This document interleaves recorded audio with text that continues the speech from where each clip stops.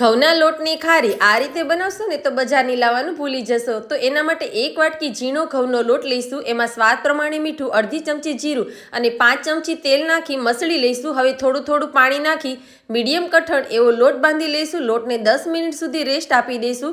1 વાટકીમાં 5 ચમચી મેલ્ટેડ ઘી અને 3 ચમચી કોર્નફ્લોર નાખી આવી સ્લરી બનાવી લઈશું। હવે લોટને 2 મિનિટ સુધી મસળી લઈશું। એક સરખા લુવા બનાવી અને મોટી એવી રોટલી વણી લઈશું। એના ઉપર સ્લરી લગાવી દઈશું। એના ઉપર બીજી રોટલી મૂકીશું। આવી રીતે 4 રોટલી મૂકી એના ઉપર સ્લરી લગાવી એનો ગોળ રોલ કરી લઈશું। એના એક સરખા કાપા કરી લઈશું અને એક લુવો લઈ એને થોડો પ્રેસ કરીશું। ત્યાર પછી એને વેલણથી ખારીના શેપમાં લંબચોરસ વણી લઈશું। સાઈડની કિનારીઓને કટ કરી લઈશું। જો તેને કાપવી ના હોય તો એમનામ પણ તમે એને તળી શકો છો। મેં અહીંયા બધી ખારીને વણી અને એની કટ કરી લીધી। હવે મીડિયમ ટુ લો ગેસની ફ્લેમ ઉપર તેલમાં તળી લઈશું અને એન્જોય કરીશું। તો તમે પણ ટ્રાય કરજો।